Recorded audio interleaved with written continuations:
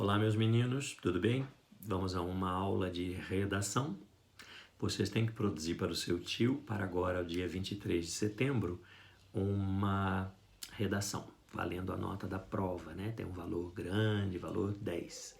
E o seu tio já falou do tema da redação para vocês há algumas aulas passadas, dessas que você falou assim, essa daqui não deve ter grande importância, e é uma videoaula que eu acho que é a 19, videoaula 19, em que seu tio comenta bastante sobre o tema da redação que vocês têm que me entregar no dia 23 de setembro. Assistam a essa videoaula, tá bom?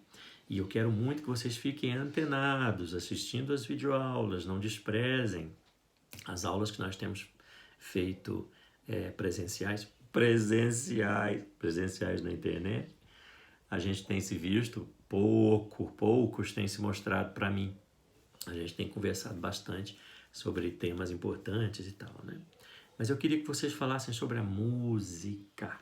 E tá lá na videoaula 19. Vocês assistam, redação 19. Vocês assistam, eu acho que eu tô certo, acho que é a 19 mesmo. Vocês assistam para vocês terem condição de produzir um texto bem bacana para o seu tio, tá legal? Mas o seu tio queria trazer hoje para vocês um tema que eu acho muito importante. Nós temos 3 questões que nós não podemos esquecer nunca quando formos produzir um texto redacional, principalmente para o Enem. Nas outras universidades também a gente tem que ficar bem atento, porque a gente nunca deve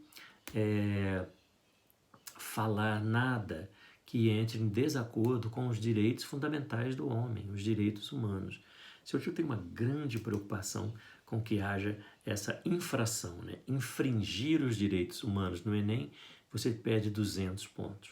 E infringir os direitos humanos no Enem ou qualquer outra prova de redação, você terá a sua redação pouco valorizada, né? Porque não faz nenhum sentido você fazer qualquer tipo de agressão ao que quer que seja, a quem quer que seja na redação.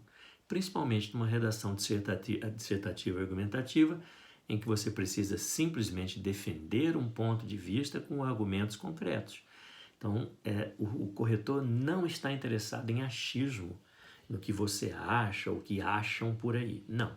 Nós queremos dados que nós chamamos de acadêmicos, científicos, formais. Então, é isso que você tem que colocar sempre na sua redação. Então, eu queria que vocês compreendessem 3 expressões muito boas. A primeira delas é direitos humanos. A segunda vai ser Constituição. E a terceira, democracia. Sem compreender democracia, Constituição, direitos humanos, é difícil a gente fazer uma boa redação. E eu vivo insistindo nesse tema com vocês, mas eu queria deixar gravado, assim, bem arrumadinho, para que vocês percebessem sempre a importância dessas 3 questões e do conhecimento profundo dessas 3 questões. Vamos lá? Seu tio, na verdade, vai começar com democracia.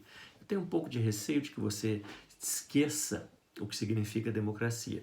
Nós vamos voltar lá na Grécia e vamos pegar os primeiros modos de vermos a democracia, que era um regime de governo feito pelo povo, para o povo, com o povo. Então, é uma administração para o povo.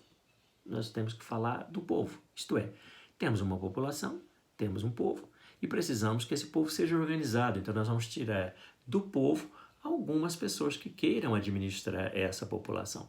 Então, sai do povo os candidatos, que serão votados, e aqueles que forem escolhidos pela maioria estarão no poder, administrando aquele povo. Então ele sai do povo e vai administrar para o povo e com o povo, sempre ouvindo o povo. Compreende?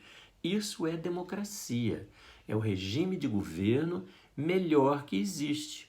A democracia é perfeita? Não é perfeito, não há perfeição, não é possível que haja. Veja o que seu tio disse agora há pouco. Nós retiraremos, algumas pessoas vão se propor a se candidatarem para cargos políticos, né, para administrarem uma população. E quem vai vencer? A maioria, né? O voto da maioria vence. Quer dizer que o voto da minoria, as minorias não vencem quase nunca, né, pequenos? Vamos fazer só uma analogia, vamos fazer uma comparação. Dos presidentes todos que nós tivemos no Brasil, para ficarmos apenas num dos cargos políticos, o executivo, quantos foram homens brancos heterossexuais? Excetuando um dos presidentes que era um pouco mais moreno e excetuando a presidente Dilma Rousseff, todos eram brancos, homens heterossexuais. Então aqui está a maioria, compreende? A maioria sempre elege um homem branco hétero. Então quer dizer que uma mulher negra, gay, é sempre minoria? Sempre vai perder nas eleições.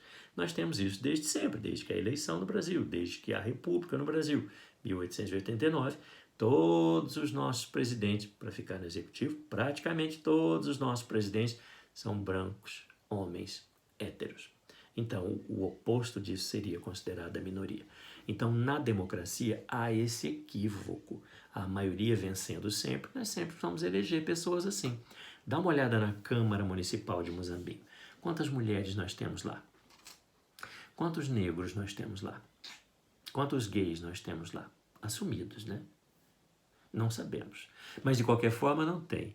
Assumidamente, não tem nenhum gay, não tem nenhum negro e não tem nenhuma mulher. Não é triste isso? Vocês estão vendo como sempre o voto vai escolher o gosto da maioria? E o gosto da maioria no Brasil tem sempre sido este. Então é preciso ter cuidado com as minorias. Então são necessárias leis específicas de proteção às minorias. Compreendem, meus pequenos? E eu não gostaria que vocês esquecessem nunca dos 3 poderes que administram no mesmo patamar a democracia brasileira, tá? São 3 poderes, o executivo, o legislativo e o judiciário.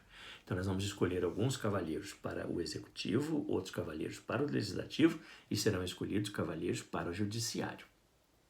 Nunca se esqueçam disso na democracia. Nós temos o poder executivo, que é aquele que tem o dinheiro na mão e que manda fazer, manda executar, por isso executivo. Nós vamos ter o poder legislativo, legislador, leis, isso, leis, criam leis. Os deputados, os senadores, os deputados estaduais, os vereadores formam o legislativo e esse legislativo cria a lei e verifica se o dinheiro está sendo bem aplicado, né? Fica de olho ali no executivo. E o judiciário, que é formado pelos juízes. E os juízes, eles têm um documento importantíssimo que a gente vai estudar daqui a pouco, chamado Constituição Federal, as leis que regem o Brasil. Então, o judiciário fica de olho para saber se as leis que estão sendo criadas pelo legislativo estão de acordo com a Constituição.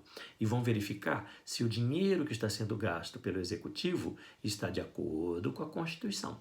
Então, o judiciário tem uma função importantíssima de fiscalizar os outros poderes para saber se o que eles estão fazendo está de acordo com a Constituição brasileira. Compreendem? Então, hoje, para a gente dar um exemplo, nós temos o grande poder do Jair Bolsonaro? Não, ele não é um ditador. Ele foi escolhido pelo povo. Ele é um presidente de uma república federativa. Ah, tá, é uma democracia. Então na democracia são 3 poderes. E todos têm os poderes iguais? Tem. Então nós temos hoje como presidente do executivo, máximo, o Jair Bolsonaro. Quem é o presidente do executivo? Do legislativo, me perdoe. Quem é o presidente do legislativo, do Congresso? Hoje é Rodrigo Maia. E quem é o presidente do STF? Hoje é Luiz Fux. Então, Jair Bolsonaro, Rodrigo Maia e Luiz Fux têm o mesmo poder, tá? Então, quem é que rege o Brasil? Não, ninguém é rei do Brasil. Quem hoje organiza no topo o Brasil, a República Federativa do Brasil, são esses 3, o Executivo, o Legislativo e o Judiciário. Jair, Rodrigo, Luiz. Compreendem? E assim vai para o Estado também. Tem o governador, tem o presidente da Assembleia e tem o presidente do Tribunal Regional. E em Muzambinho, Minas Gerais, nós temos o prefeito, nós temos o líder da Câmara e nós temos o juiz que administra aqui a comarca de Muzambinho, Minas Gerais. Nunca se esqueçam do que é uma democracia. Um governo feito pelo povo, para o povo, com o povo, e que exige que haja 3 poderes no comando. o executivo, o legislativo e o judiciário ao mesmo tempo, pensando sempre no povo. Se isso tem dado certo, é outra história. Mas vocês têm que escrever sempre pensando que a democracia é o que rege. Opa! É o que manda no Brasil. Beijo, daqui a pouco falamos mais.